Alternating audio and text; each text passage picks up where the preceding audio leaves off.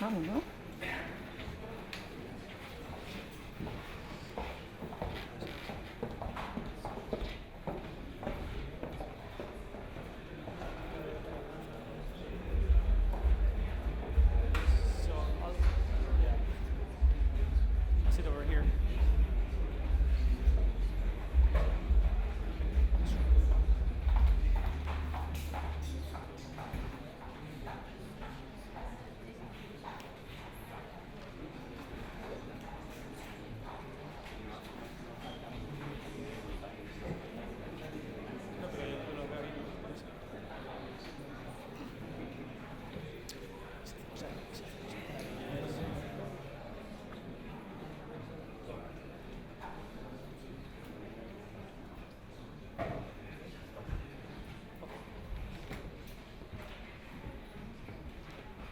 Hi everyone, is this connected?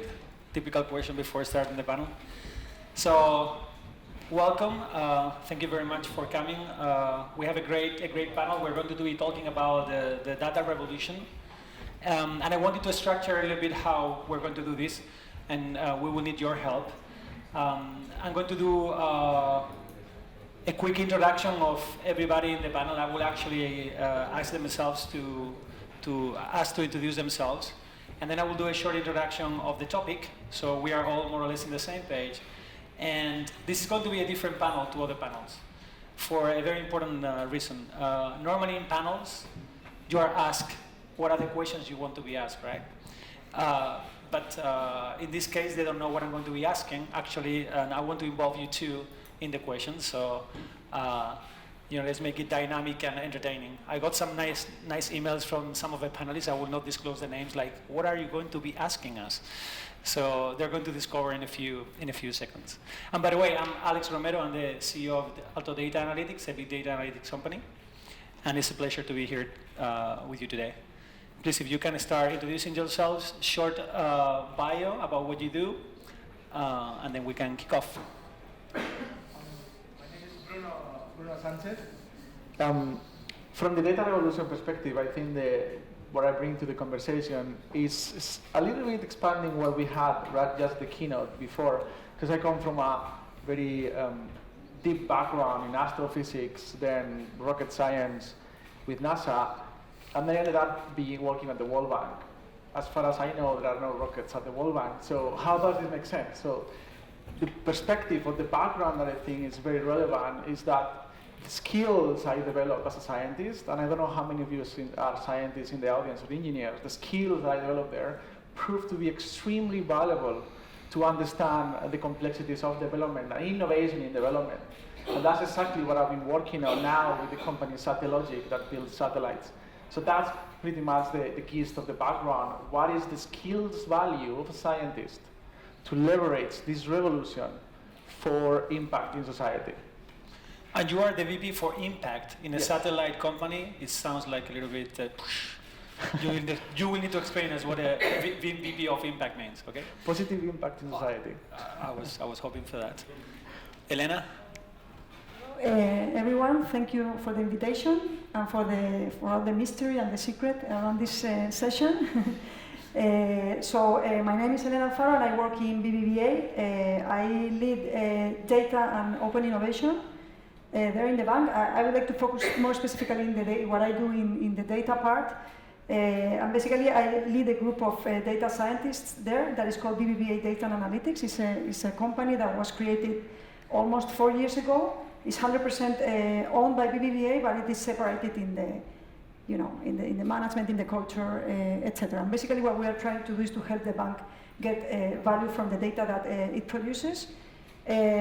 Basically, we like to separate it in two parts. What we do below the glass, so everything that is operational, that happens below the mobile phone, so everything happens within the company. And there we work in many different types of projects, but I like to talk normally about what we do in risk scoring, because I think there is a huge opportunity there, and it's very interesting how you can introduce new data sources, especially when people have not enough data of your economic records to ask for a loan. There are other ways to get information, so you can say yes more times. And then when we talk above the glass, so when for the customers, We are trying to help the bank also to take a step ahead in the way we help people manage their finances and understand them better. Again, from two perspectives. One is to give people peace of mind, as we like to call it, so people don't have to take care of all the boring part of finances, and this might happen more automatically. And second, we would like to focus finances also in the goals achievement part of them. Not that much on the mortgage, but on the house that we want to get. And we try to use data to help in this whole process. So. Thank you. Elena has brought a presentation with her with some of the examples of projects in the bank. So depending on the questions, if it's convenient, we will pull it out and we will be able to see something more. Thank you. Lolita? Sure. So hello, and thank you for coming. Technology is changing the way we live, work, and play, and a big portion of that has and comes from data. And that's at the core of this talk, so I'm very excited to talk about that and its implications and why it should be so important, because sometimes when we hear data, it sounds really boring and you think of spreadsheets, because sometimes spreadsheets are very boring. But actually, technology has such a huge power, and we really need to be sensitive to how important and relative it is to our personal and our professional life. So today I hope to talk about these things. And in terms of my background, I've been in tech for the last 10 years, working for Cisco and IBM, selling B2B enterprise solutions, so services, hardware, software, and now getting into the investment of enterprise technologies in early stage. And I'm also an MBA at the IE School of Business. So thank you for joining, and I hope after this talk you're very excited about data. Cool. Jason? They've heard enough from me already. They heard my introduction. No, but I saw some new people getting in, like the 15 seconds introduction. Very briefly, I set up a department at UCL on science, tech, engineering, and public policy, and I have a background in physics and quantum computing before that. I have a question on quantum computing, actually. This guy. We can Okay, come back cool. to that. One thing that I hate when I'm speaking in a conference is that you don't know anything about the audience. Everybody introduces themselves, and we don't know anything about you. Actually, you cannot introduce all of you. I would love that, but we don't have time. But we're going to do it in a different way. We're going to do it raising hands, right? So I'm going to ask a few questions, and we're going to segment a little bit the audience today. Okay? Are you cool with that? So first one, how many of you is working in big data and analytics? Wow, only a few. And scientists? Okay. Politicians? No politicians, good. Journalists? Journalists here? 2, 3? Cool. Okay, so if any of you were not represented, lawyers? Okay, cool. You can, business people, owners, CEOs, startups? Okay, there we go, cool. Good, I think we have a very good picture. We have lawyers in the crowd, so we need to be very careful with what we say, okay? Anyway, let me frame a little bit the discussion before we start, and I have here a few lines. Probably you know about this. May this year, The Economist published an article that it was entitled, "The World's Most Valuable Resources is no longer oil, but data." And the article was around the amount of value that it was being created in the stock exchange out of data. And they name the world largest corporations when it comes to data. You will not be surprised to know that in the list there were people like Google, also Alphabet, Amazon, Apple, Facebook, and Microsoft. The profits in the first quarter of 2017 collectively was $25 billion US. So that's business. But outside business, we know, for example, and we see how data is affecting governments. More and more, and not only governments, but also social organizations. More and more high quality, accessible, reliable data is being used to make decisions, to make very important decisions that are affecting all of us as citizens. And effective monitoring public policies is more and more based on data availability. So we will be talking, about that. So I want to break the ice, asking the first question. The idea is the following. I have like 7, 8 questions. I think we have like 20 minutes, 25 minutes. I want to also ask questions from the crowd. So the idea is that I drop the question, and whoever wants to take it, take it. You don't need to answer, all of you. And you can ask questions around my questions. So it's it's pretty open. Let's start with the first one, and it's a personal concern that I have. I was at the MIT Media Lab this summer, working with some people there, and there was a team who was working on the bias of algorithms based on facial recognition. Just to give all of you a little bit of a background, in many countries, including the US, for example, facial recognition is being used to decide things that affect individuals in a very deep way. For example, the pre-profiling of an individual for a parole, for legal purposes. And these guys were finding out that for certain, races, there was a bias because the training data was coming from a different race. What are your views about that? How this is connecting, for example, with the recent announcement from Facebook that they're going to bring in real people to analyze the campaigns when it comes to political campaigns to make sure that there is no, for example, intervention of strange entities. What are your views about that? Is there a limitation? Are we hoping too high for technology? There's a really good book about this. It's called Weapons of Mass Destruction. And it really talks about these issues and puts in detail this example that you said on the parole based on the training data. And I think it is true, and there's also a ProPublica article about how to try to overcome this issue, that sometimes big data or machine learning is kind of a way for money laundering biases. It's not what I say, it's not my bias, it's the data is saying that. And it comes a lot with the black boxes that we use sometimes. So it is a concern.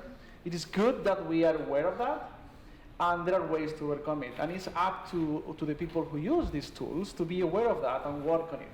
So yes, that is a concern. It is a challenge, and I am glad that we put in the surface and upfront, because it's one of the, if data is supposed to help us make decisions, let's not try to just whitewash our biases, but be aware of those and overcome them. I'd like to also give my 2 cents on that. So, I mean, the example that you're talking about is racially profiling black people, because the database that was used to feed this algorithm was based on White people, yeah. basically black people going to jail. Is that the right thing because a data set said that black people go to jail? I don't think that's right, because white people and all types of different people go to jail, and not just black people are bad. So in that stream of thought, it's all about the data, and we can't hide behind, well, that's what the algorithm and technology says. At a very rudimentary level, that data that is being fed into the algorithm is created by us, and we have a huge responsibility to know what is in that data, and that we clean it well, and that we have a diverse group of people and communities that make sure that you have a feed of data that is better representative of what's actually happening, so you don't have racially profiling technology. I mean, there's actually another example.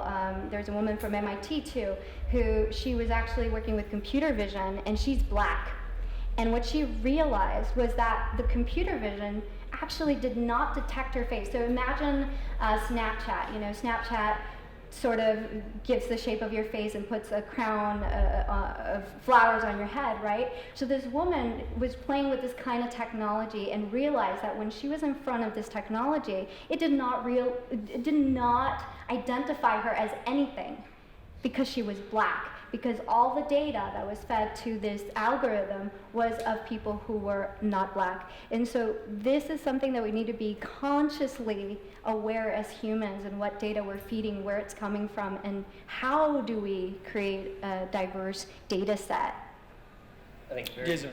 Very briefly, the thing I would say is this is going to get a lot worse before it gets better. And the reason why is we're still at the very early days of developing these technologies, and the ways in which those black boxes are going to get deployed in the real world. There's an immediate market opportunity, I want to seize it, and then you figure out later that the black box actually has biases in it.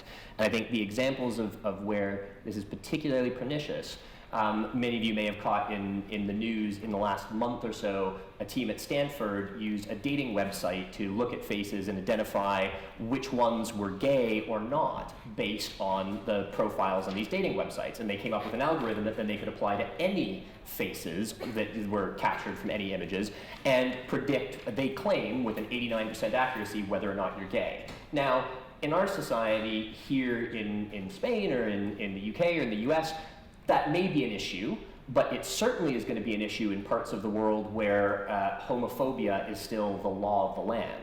And how these black boxes end up getting translated into policies in a whole diverse range of contexts. Once the algorithm's out there, once the black box is out there, the ability of different entities to use it, it's very difficult to control these technologies. So I raise that because I think it's great, and we need to be thinking about how to be more ethical and how to frame and develop and open up the technologies so that we can do almost auditing and fairness auditing about these sorts of tools. However, we also have to recognize there's a whole bunch of other actors out there that once it's out there, thank you. And we have to think about how we're going to deal with that in the coming decade as well.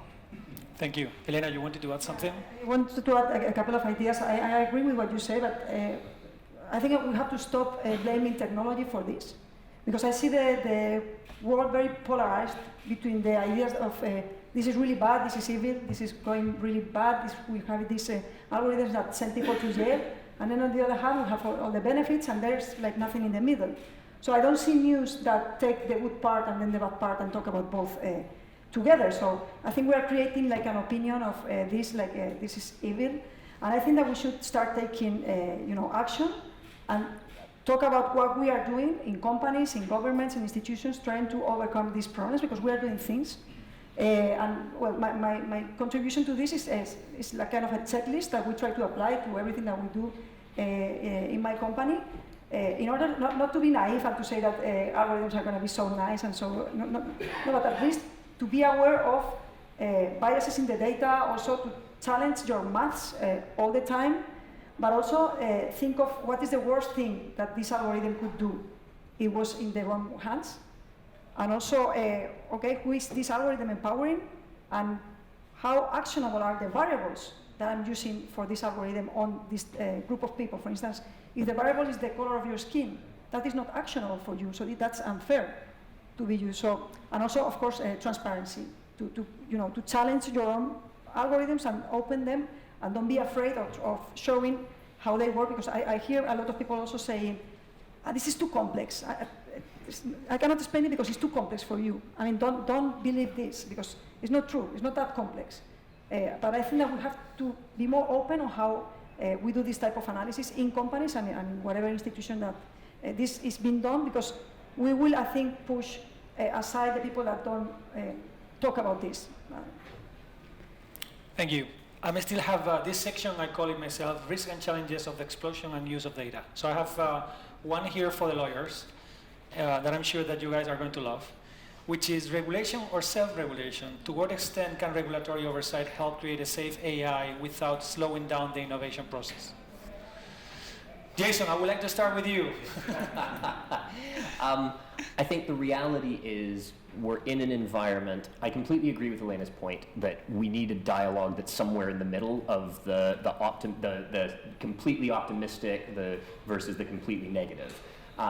But AI is a good example where we need to build capacity to have that conversation, because right now it's almost entirely self-regulation, because there isn't an understanding of, when a technology is at such a nascent stage of development, there's just not enough understanding of its implications and of its impacts to effectively regulate. There's a few areas that you find it in biotech, again, when it comes to genomics, when it comes to sharing. There's the beginnings of regulation in those sorts of spaces because there are known applications. It's the unknown applications that right now is almost entirely self-regulation.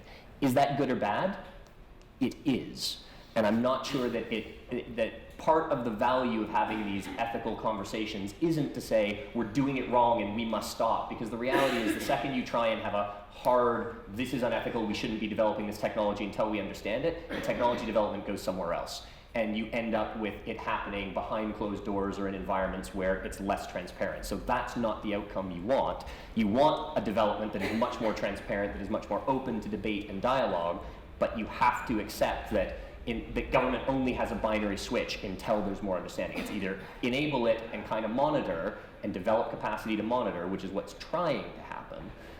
But that requires a lot of new capacity to be brought into government. How many civil servants do you know that are trained in AI technology? I work in this field, and I think I can think of 2 across the dozens of countries we work with on this. Yeah. No, thank you for that. I want to share with you also a reflection.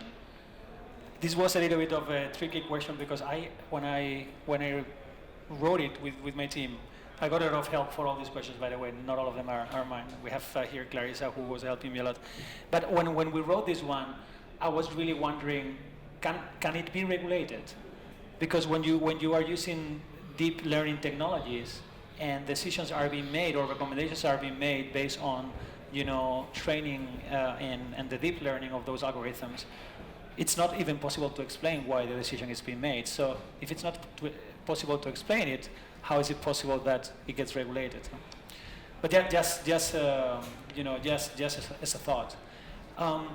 Moving on governments, how do you think governments can adapt and start, governing this exponential change and availability of data? I'm looking at you, so you're next. Okay, so I'll answer from the perspective of the work I did, basically helping governments in developing countries absorb the data revolution. And I like. Can you give me a little bit of background, because not. Yeah, I think I mentioned that before. I work at the innovation labs at the World Bank, and our job was to leverage all the revolution that is happening with big data and data in general, not for Snapchat filters, which are great, but for development outcomes. Like progress, economic or well-being progress, with development data, which usually is harder because there's less of that and it's less reliable, in development environments, because sometimes there is not a high connection or computing power. So basically that was my job, helping countries understand what was the potential there. And I really like to change that conversation from the shadows of the data revolution that we were talking about before to the highlights of it.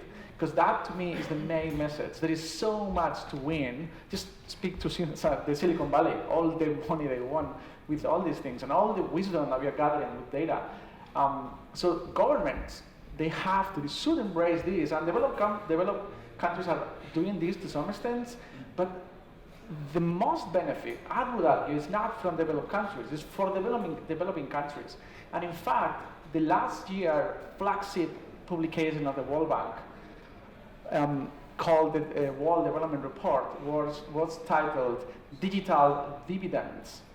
And the concept is that the digital revolution is so good that the dividends of doing it create so much benefit that those that are right below that are going to have a wider and wider and wider gap.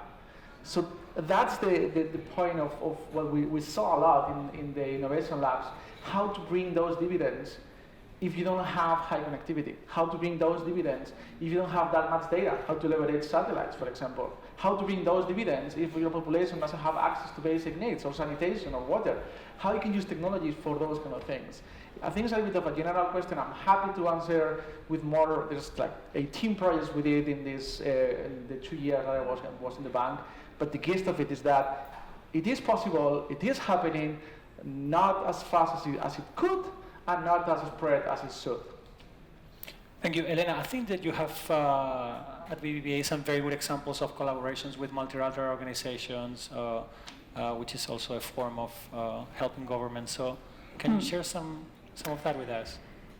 Yes. So we've worked with governments for long. I have to say that normally this type of works are like very short term, very limited in time, one-offs. And they like it, especially if you give it away for free. That's cool. Especially if they can take some, political advantage of it. That is more. better. And you know, my feeling is that there's a huge opportunity to apply data analytics techniques to, for instance, to the usage of public resources, etc. But that they are way behind the industry. And to me, it's like it's at least curious that the field where they are applying analytics more than any other field is to win the elections, not that much to apply that when they are in government. That's my feeling today. Maybe I have a very biased position, but this is how I see it. Of course, there are some governments that are pretty advanced. But in general, I feel that they are behind because their competitors are behind also. Got it. So, thank you. Lolita, do you want to add something? Sure. So I think it's really interesting to see what Switzerland and Germany are doing. In certain cases, what they're trying to do is actually make it so that data is publicly available. So what does that mean? That not just one entity has access to data, and in that way, it may not be necessarily governing it, but sort of democratizing data, which can really help in this effort.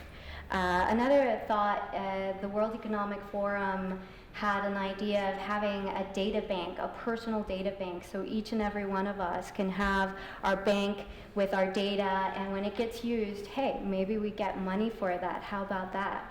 How can that work? How easy is that to implement? I think it's a very big challenge. But these are some ideas, and I think that there is some movement in this space in terms of how do we do this. But that is a big question that's very difficult to answer around the world, and to answer depending on cultures and things of that, and regulations and things of that nature. Thank you. I have one for you, Jason. What do you think about the impact of the data revolution in the workplace? What are your views about the new definition of talent? For example, you are at the university, you see it in your own hands probably, with the new curriculums, with the new skills that people need in order to be inserted in the workplace. So how do you think data revolution is changing that?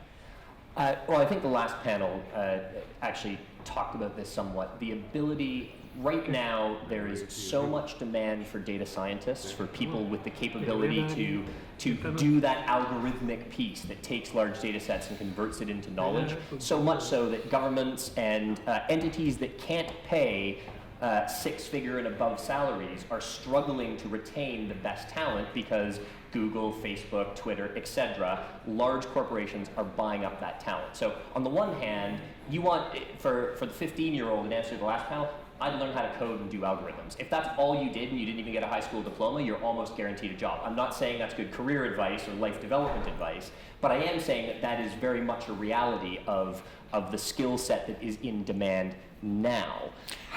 Let me stop you there. So, but how is this, connecting with what we were discussing at the beginning? They need to have an ethical approach. They need to have an understanding of what are the implications of what you're doing. Yeah. I think this is a great example where most of the training that people are looking for right now is simply the sheer ability to do the algorithmic component, to do the programming component. And virtually no computer science degrees, no programming degrees include more than a single ethics course that goes, don't be bad to people. That's essentially the punchline, not how do you think through the complexities. So I just want to go back to one of the examples that Lolita used. Yes, there's a movement to try and make data, democratize data, and make it more accessible. But going back to one of the examples that I used in my talk, by putting all of that data out there, it becomes very easy for actors to use different data sets to triangulate a lot of identity information about you. So at the end of the day, while you may have your own private data bank, if they can get it by mining 20 available data sets, why are they going to pay you for it, even if you have blockchain technologies and other things that enable you to create that? There's a lot of design in that sort of space that's required. How does this change the workforce? It changes significantly the business models that most corporations are operating behind. And there is going to be a lot of rapid creative destruction of business models in the companies that are most nimble to changing, which can be good or bad for the individuals in the workforce, but the entity of the corporation, those that are most nimble to adapt those technologies, run experiments, fail fast, learn from it, and continue, are going to be the ones that succeed ultimately over the next few decades in capturing those digital dividends. Thank you. I was just told that we have 5 minutes left, so I'm going to ask a couple of more questions and then go to the crowd. So the first one goes here. I would love that, 2 of you or 3 of you or all of you, depending on how you feel, talk about very briefly about a project based on data that you have liked a lot, that you have recently seen, and that is not connected to you directly. A project based on data that you have seen recently, you have learned about it recently, but it's not connected to your own work. So I want to avoid that you sell your stuff, basically. And we all learn.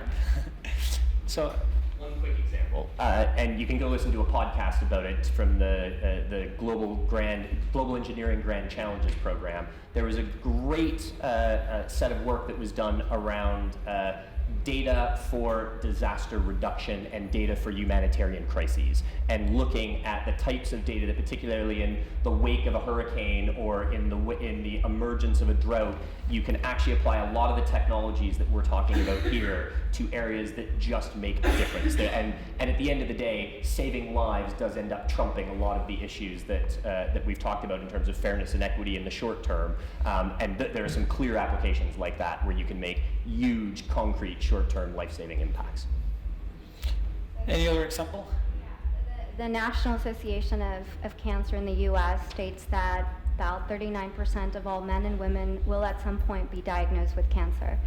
And one of the startups that I think is very exciting and that I'm following is CureMetrics. And what they're doing is trying to figure out how do you pre-diagnose cancer. So for all of us in this room, if half of us are going to have it, that's kind of a cool way to use AI and data to save our lives. Good. And then I want to ask you, any books that you should recommend the audience to read about data? The math one. I just recommended Weapons of Math Destruction. But that's Weapons of Math Destruction. Yes, Weapons of Math Destruction. That is on the shadows of it. And again, I think you would highlight that the importance here is the highlights. Maybe one or two I recommend is Thank You for Being Late. I think if I remember the title correctly.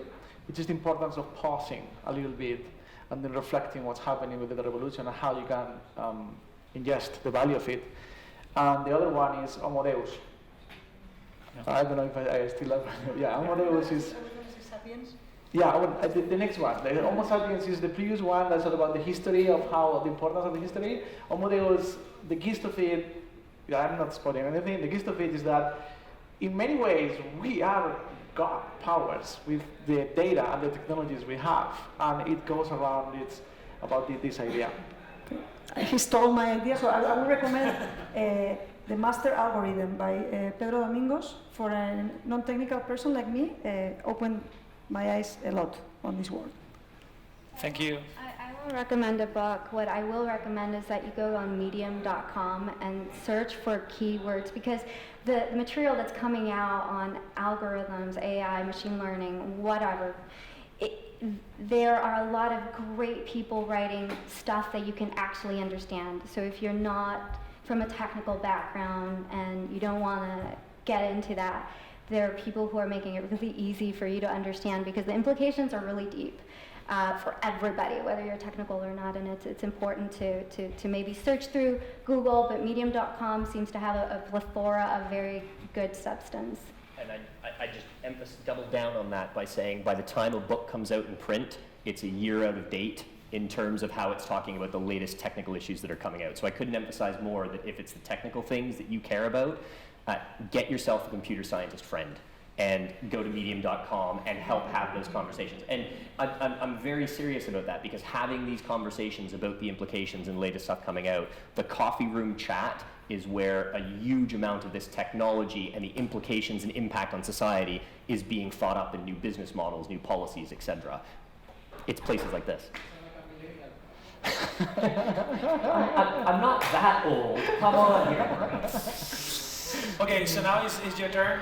Anybody wanting to ask questions? I see dozens of hands up. You go first. Yep, thank you. I just wanted to ask a question about if you could play this forward for us a little bit, and if you can tell us what you think the implications are of the intersection between big data, the future of bioscience, brain-machine interfaces, what that can mean for privacy, for agency, the intersection of big data with our knowledge of neuroscience and behavioral science. It's a fascinating world that is emerging, but with huge risks that go just beyond the privacy issue. I mean, the way we're going to be able to manipulate people to behave in a certain way, et cetera, et cetera. So I would love to hear your thoughts, even if it's in a very short way. Just play this forward for us and how you see this moving forward in the next 20, 30 years. How many years? Let's say 3 decades. Oh, that's a lot. 3 decades. So I think Lolita should ask this one, because 3 decades you will be still around. I hope that I'm not around.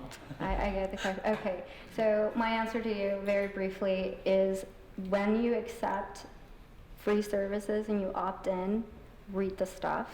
And anything that you do around your life, literally be conscious of what can be happening behind the scenes. It's very easy to press buttons and do all the things that we do, but to your point, our privacy, is it even something that is in our control right now? And it's your responsibility, it's our responsibility as individuals to look out for that, because government is lagging in this kind of regulation, and it's hard to track.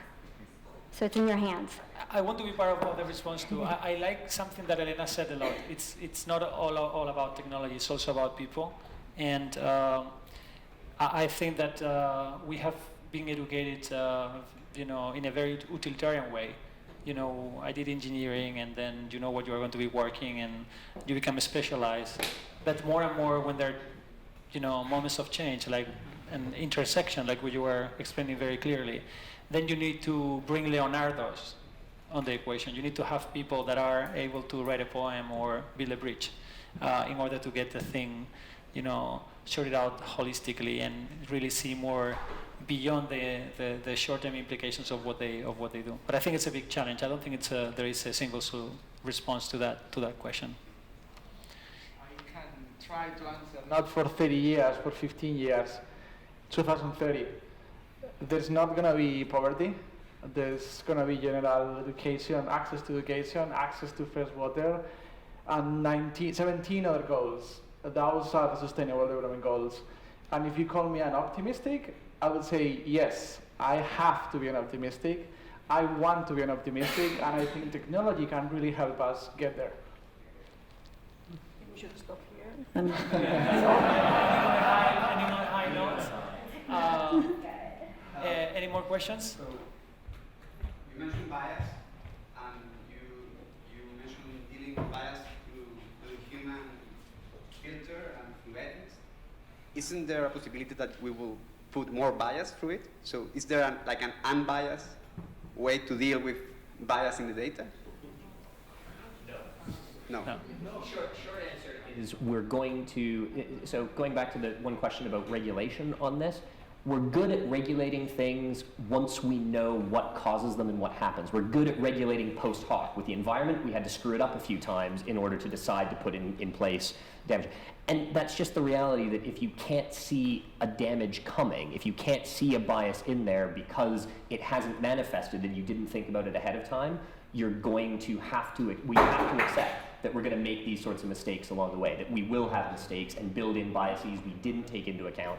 And then we have to be honest enough and have the systems in place that help us continue to evolve and adapt. Because I very much believe in that optimistic potential, but we're not going to get there if we're not willing to accept that it's by creative destruction. It's by experiment, failure, whoops, I'm sorry, make it better, go again. And we have to have that sort of flexible, adaptive approach. Thank you. I'm a strong believer in this concept of technology amplifies our biases, or lack thereof.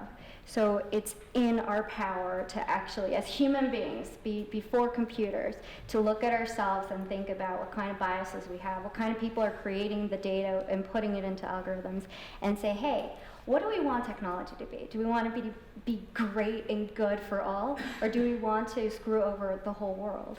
And I think we have a huge opportunity for each of us to take responsibility and know that we all have biases. So let's work on those so we can have a better world and let AI and all other technology augment and amplify that feeling and that vision. Any more questions? We can take one more. last one because time is up. We have 2 questions, so it needs to be very fast.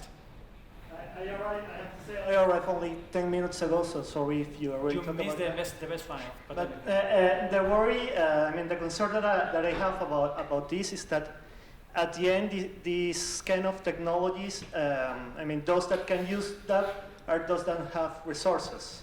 We have Amazon, we have Google, we have really big players here, no?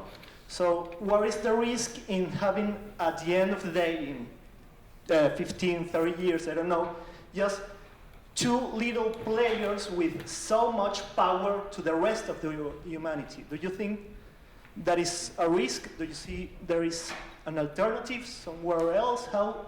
I believe we covered this in the beginning. Sorry, I'm happy to talk to you right after this. To me, it goes around the league towards developing countries and helping that. But I don't know if someone else wants to jump something else. I'll jump in and just say one thing. I do believe that there are ways of dealing with that, but I also believe we're starting to see a new set of social contracts emerge. The whole idea of the social contract was between citizens and the state, right? The state has power and you don't. And the state then moderated what private entities could do to you and back and forth. Now we've got private entities that are so large they effectively have powers that the state used to have a monopoly on but doesn't anymore, such as access to and control over your digital identity. And I think what we're actually seeing is things like Facebook, and whether you like Zuckerberg's manifesto or not, the very fact that we see more of those types of conversations emerging, we're starting to see some of these large players almost acting like states with citizens that are now entering a negotiation in very different ways. And I think we're going to see more of that dynamic evolve, and it leads to all sorts of interesting questions about the future of the state and the future of the identity, and do we care about our identity being public or not, and all sorts of other questions. Good point. I don't think there's easy answers. I think that's a very good point. And I agree with you. There is a lot of risk there. There was a final question at the back, and I will wrap up. Yeah. So you mentioned that, in the future, or in 2030, your prediction is that we will erase poverty. I was wondering, between the 3 players, between the industry, the governments, and sort of like the people, who do you think that is going to be the leader in making technology accessible and closing the gap, essentially, instead of opening new breach between the, I don't know, but I'm saying visually impaired, people that are on third development countries and such? The people between them. The connectors, the people, the connectors, those who understand. There's not many people who understand the challenges, the environments, or the incentives. There's very few people who understand data science and development. There is few people who understand data science and economy, like deep economy. Those are going to be the people who are the connectors. And millennials are very good at being connectors. So it's going to be up to them, which is good because that's the world we're going to be living in. So I want to finish here before we go two quick things. One thing is, I didn't recommend a book, but I'm going to do it now because it fits very nicely with your question and your response. This was not prepared. It's called The Chessboard and the Web, the Strategies of Connection in a Networked World. It's from Anne-Marie Slaughter, and she worked with Obama I think she was the director of operations in kind of the foreign minister. So it's in the State Department, exactly. It's a great book, and I'll give you the gist of it. In the past, we lived in a bipolar world, and it was all about the chess game, right? You make a move, someone else makes a move. Now we live in a multipolar way, in a multipolar world, in a networked world, and it's not about moves. It's about alliances and connections and understanding the networks and the nodes and how do you mobilize people in order to achieve certain goals, because you cannot do it on your own just because you are the government. You need to involve people, and it's also very nicely fitting with the social contracts that are emerging at multiple levels now, not only between citizens and governments, but between companies and citizens, in between companies in industries. So I want to leave it here. It was a real pleasure having you here, and also having you great questions. And if we all like it, let's applause for the next 10 minutes. Thank you very much.